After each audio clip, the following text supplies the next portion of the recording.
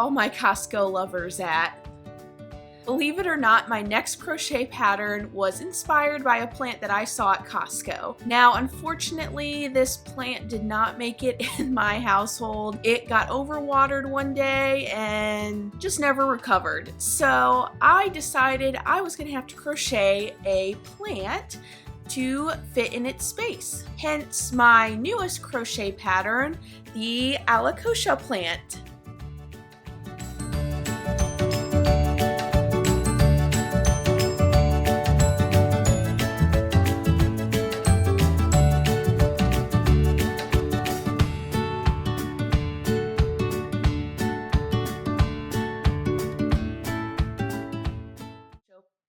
So I still do have the pot that my Alocasia plant from Costco came in, and I love the concept of crocheting a plant inside of a cute little basket.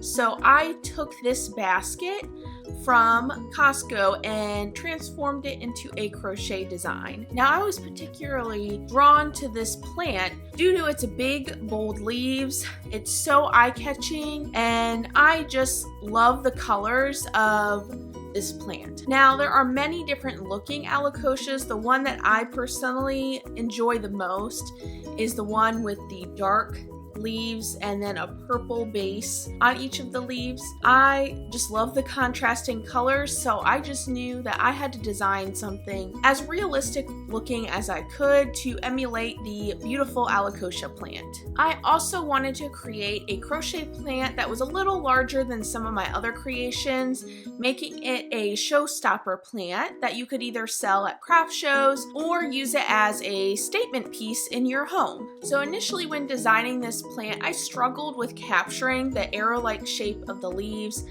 Definitely took some trial and error to get the leaf shape just right. Ultimately, I decided with crocheting 2 panels of the leaves, a front and a back, to create that purple back of the leaf and the darker green on the front of the leaf, while also embroidering details of the veins onto the leaf. I went back and forth on whether I would crochet the veins on the leaf, but ultimately I decided to be the easiest to just embroider the veins on the leaf to give it that classic look. If you've crocheted any of my other crochet patterns, you know how much I love using floral wire. It makes crocheting plants so much easier and sturdier. I knew that I was going to add floral wire into this design, and on the plus side, there's no crocheting stems, so this pattern is almost totally no-sew. You do have to have some glue on hand because it does require some hot glue or fabric glue, but essentially you really don't have to do any sewing with this pattern. So if you're someone that hates sewing in your crochet amigurumi patterns, you're definitely going to want to check this one out. So a little bit more about the pattern. It is rated at an intermediate level for crocheters. It does have some more advanced techniques within the pattern, which is why I rated it at an intermediate level. Now this pattern does call for worsted weight yarn, so if you're using worsted weight yarn, which is a size 4, this plant is approximately 10 inches tall by 3.5 centimeters wide, or if you're using the metric system, it is 25 centimeters tall by 9 inches wide. So for this pattern, I used the yarn Premier Basic Worsted, which is a worsted weight or size 4 yarn in the colors Buff, Eggplant Fern, Forest Green, and Mahogany. You will use a size F or 3.75 millimeter crochet hook. You'll also need some fabric glue or hot glue, a hot glue gun if you're using hot glue, polyester fiber fill stuffing, scissors, 5 stitch markers, a washable pencil or pen, wire cutters, a yarn needle, a 4-inch or 10 centimeter by 4-inch or 10 centimeter piece of cardboard, and about 34 inches or 86 centimeters of 18 gauge green floral wire. You can find many of these materials listed on my Amazon storefront, which I will link to down below, and I'll also leave a link for Premier Basic Worsted yarn if you're interested in buying yarns in those exact colors that I used. And just to note here, I crochet using the yarn under method for my amigurumi pieces.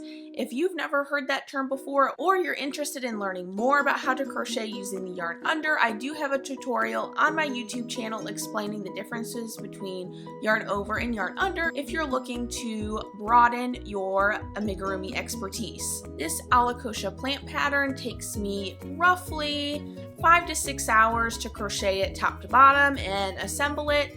This may take longer or shorter depending on how quickly you crochet, but if you have any specific questions about this new pattern, feel free to leave them down in the comments below or send me an email at samantha@squibblescrochetcorner.com, or you can also visit my website www.squibblescrochetcorner.com to learn more about this pattern and send me messages if you have any questions. But I hope you enjoyed this a little sneak peek behind the design. If you're interested in purchasing this crochet pattern, I do now have it live on my website, Etsy, and Ravelry, which I can link to down below. I hope that you enjoyed this pattern so much. I had so much fun designing it and crocheting it, so I am super excited to share it with you all. I can't wait to see how much you enjoy it. Please make sure that if you do crochet the Alocasia plant from my pattern, please make sure to send me your images and share it on your social media. I would love to see all of your creations. But as always, I hope you all have a great week and happy crocheting. Bye everyone.